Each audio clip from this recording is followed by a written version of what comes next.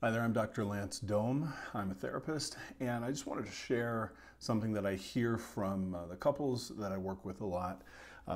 Specifically, I'll hear from one partner about the other. Why can't he or she just trust me?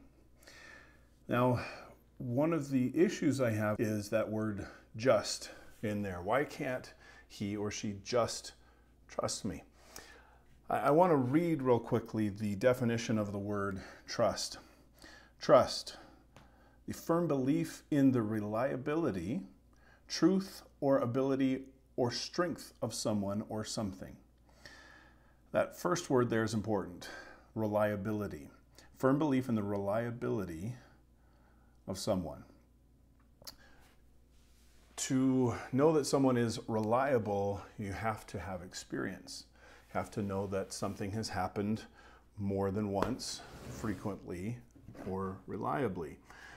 Trust is something that has to be built. Trust is not something that just happens. Trust is something that is earned. It comes through experience.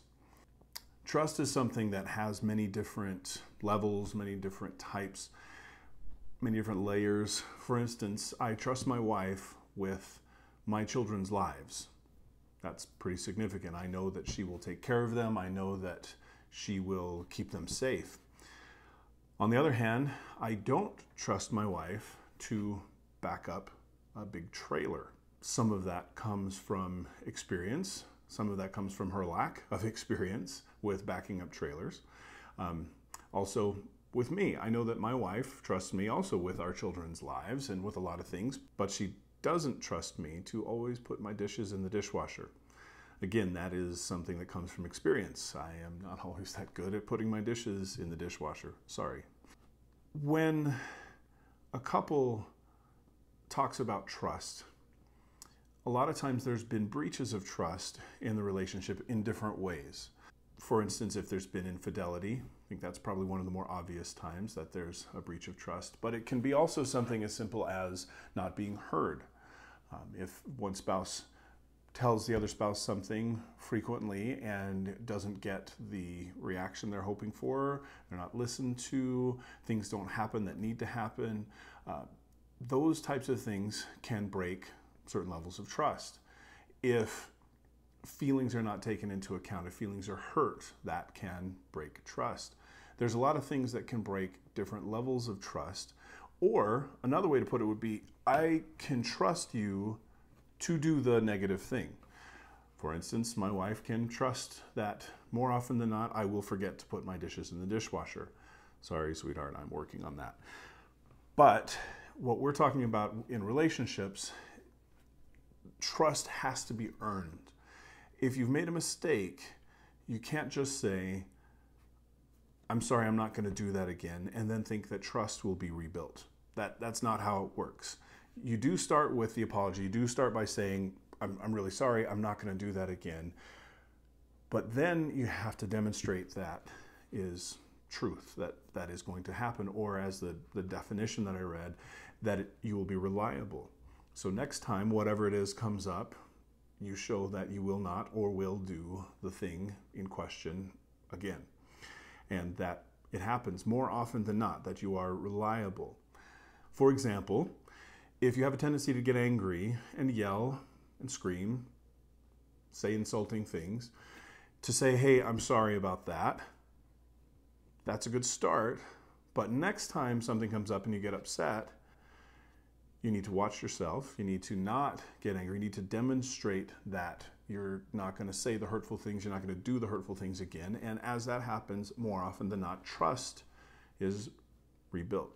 If you say that you're going to stop doing it, and the next time you get angry, you say the same thing, you do the same hurtful thing, then trust is not being rebuilt. If anything, trust that it is going to continue to happen in a negative way is being built.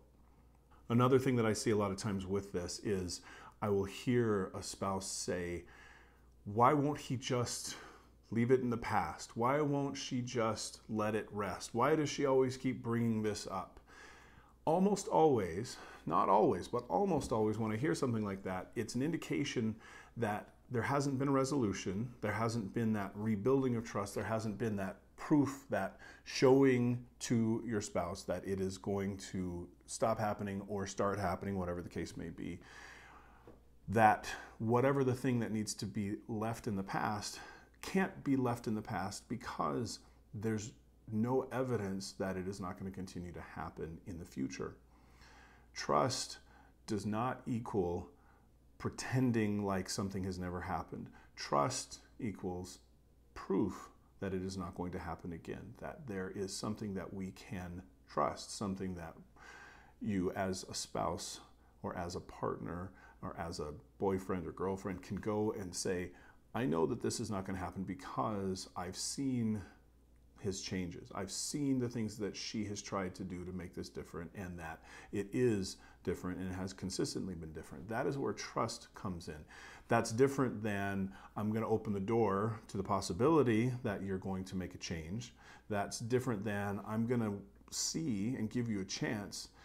But again, giving a chance doesn't mean opening yourself wide open to get hurt. It's I'm going to stick around and give you chances to show me that you're trustworthy.